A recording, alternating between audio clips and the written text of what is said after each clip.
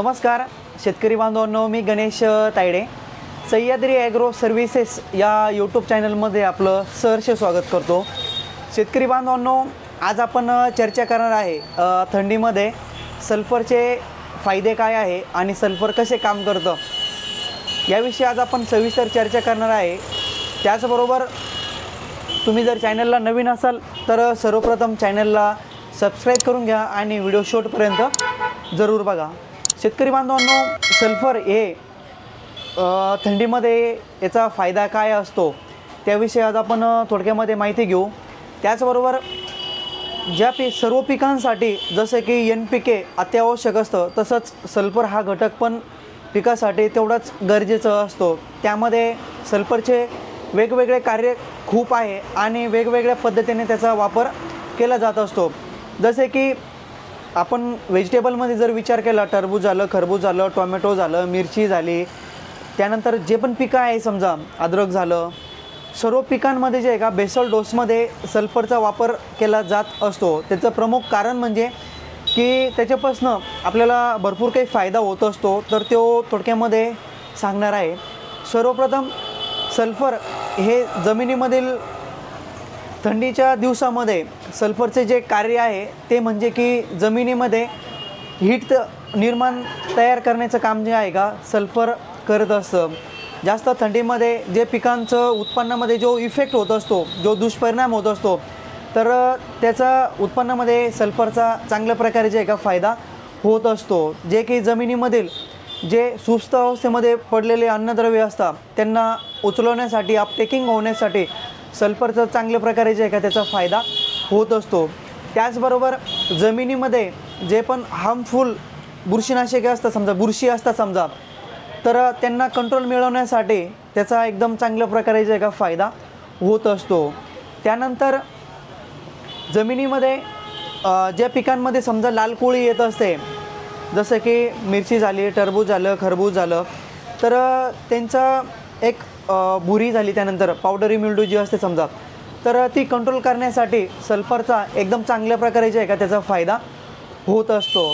त्याचबरोबर शेतकरी बांधवांनो, जे पण पिकं तिखट असतं म्हणजे स्पायसी जे असतं समजा, जशी आपली मिरची झाली, कांदा झाला, लसूण झाला, जे पण पिकं तिखट असतं समजा, तर त्यांचं तिखटपणा ही जो चव असते तर ती वाढवण्यासाठी सल्फरचा एकदम चांगल्या प्रकारे त्याचा फायदा असतो आणि त्याचा रोल असतो। त्याचबरोबर शेतकरी बांधवांनो, सल्फरमुळे ज्या जमिनीमध्ये pH जास्त वाढलेला असतो, जो एक साधारणपणे जर आपण बेसिक pH जर विचार केला तर एक 6.5 ते 7 पर्यंत ज्या जमिनीचा pH असतो समजा तो स्टेबल असतो, बेसिक असतो। पण ज्या जमिनीचा pH जास्त वाढलेला असतो आणि त्या जमिनीमधील जे अन्नद्रव्य सुप्त अवस्थेमध्ये फिक्स झालेले असतात, तर ते मेंटेन होण्यासाठी किंवा अन्नद्रव्य झाडांना मिळवून देण्यासाठी त्याचा एकदम चांगल्या प्रकारे जे एका फायदा होत असतो। शेतकरी बांधवांनो, सल्फरचा जर विचार केला आपण, त्याचे बरेचसे फायदे आहे। बुरशीनाशक म्हणून एकदम चांगल्या प्रकारे काम करत असतो, टॉनिक म्हणूनही एकदम चांगल्या प्रकारे काम करत असतो। त्याचबरोबर जमिनीमध्ये जास्त थंडीमध्ये जमिनीला हीटिंग होण्यासाठी, उष्णता निर्माण करण्यासाठी सल्फरचा एकदम चांगल्या प्रकारे जे एका फायदा होत असतो। मी व्हिडिओमध्ये आधीच सांगितलं की जसं NPK झाडाला जसा गरजेचा असतो तसा सल्फर पण पिकाला जे आहे का खूप गरजेचं असतो। त्याचबरोबर सल्फरचे वेगवेगळ्या फॉर्ममध्ये सल्फर पण असतो, जसे की 65% पण आहे, 80% पण मिळत असतो, त्याचबरोबर 90% पण मिळत असतो। जसे की आपण त्याचा जरी वापर जरी बघितला तर बेसल डोसमध्ये आपण जे बेंटोनाइट्समध्ये जे सल्फर मिळत असतं, एक 10 किलोपर्यंत त्याचा डोस असतो 1 एकरसाठी, त्याचाही आपण बेसल डोसमध्ये आपण वापर करू शकतो। त्याचबरोबर 80% जे माझ्याकडं आहे समजा, आता थायोन्यूट्रिन नावानी आहे, सिजंटा कंपनीचे, यामध्ये 80% आहे, याचाही आपण वापर करू शकतो। जे मी बेंटोनाइट्समधले जे सांगितलं तुम्हाला, तर ते आपण बेसल डोसमध्ये त्याचा वापर करायचा आहे। आणि जर आपल्याला बेसल डोसमध्ये जर नसन टाकलेला, जर आपल्याला ड्रिप इरिगेशन थ्रू जरी आपण देऊ शकतो, तर आपण 80% जे असं समजा वेटेबल पावडर, ग्रॅन्युल पावडर समजा, तर त्याचा आपण वापर करू शकता। याचा जो डोस असतो एक साधारणपणे 3 ते 4 किलोपर्यंत आपण याचा जर वापर केला तरी काही हरकत नाही आहे. 3 ते 4 किलोपर्यंत जे पण पिकं आहे समजा भाजीपाल्यामध्ये व्हेजिटेबलमध्ये, तर त्यांना आपण 3 ते 4 किलोपर्यंत आपण याचा वापर करू शकता. जर आपले पोमोग्रॅनेट वगैरे आहे समजा फळबाग वगैरे जे आहे एक साधारणपणे 5 ते 6 किलोपर्यंत जरी आपण त्याचा वापर केला तरी काही हरकत नाही आहे. त्याचबरोबर आपण याच्या फवारणीमध्ये सुद्धा आपण याचा वापर करू शकतो.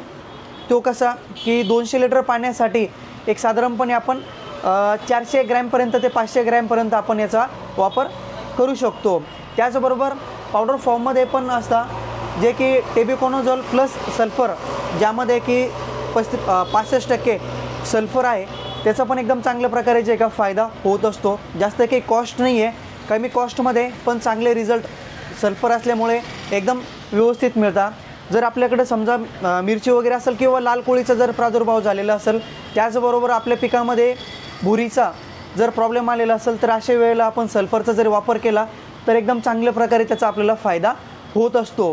त्याचबरोबर आपल्याला याची काळजी ही घ्यायची आहे की आपले पीक जेव्हा आपण याची फवारणी घेणार असेल तर अशा वेळेला आपल्या पिकाला पाणी दिलेलं असावं. त्याचबरोबर जो डोस सांगितलेला आहे समजा, तर तोच डोस आपल्याला वापरायचा आहे. कारण की सल्फर असल्यामुळे हिटिंग जरी असली तर आपल्या प्लॉटमध्ये स्कॉर्चिंगही येऊ शकते. पानांचे जे कडा असतं समजा त्या स्कॉर्चिंगमुळे वरपळू शकते किंवा मग जळू शकतं समजा, तर तो त्याचा एक ड्रॉबॅक आहे. त्यामुळे जो डोस सांगितलेला आहे समजा तोच आपण घेणं खूप गरजेचं आहे. जमिनीमध्ये ओलावा असणं, मॉइश्चर असणं खूप गरजेचं आहे. शेतकरी बांधवांनो, आज आपण चर्चा केली सल्फरचे फायदे काय आहे, त्याचबरोबर सल्फर बुरशीनाशक म्हणून कसं काम करतं, त्याचबरोबर कीटकनाशक म्हणून कसं काम करतं, याविषयी आपण सविस्तर चर्चा केली. जर तुम्हाला काही अडचणी असेल तर कमेंट बॉक्समध्ये कमेंट जरूर करू शकता, जेणेकरून आम्हालाही समजेल तुम्हाला काय अडचणी आहे. शेतकरी बांधवांनो, व्हिडिओ जर आवडला असेल तर व्हिडिओला लाईक जरूर करा. चॅनलला जर नवीन असाल तर चॅनलला सबस्क्राईब करायला विसरू नका. जे शेतकरी मित्र आपले असतील त्यांच्यापर्यंत व्हिडिओ पाठवण्यासाठी आम्हाला मदत करा. धन्यवाद.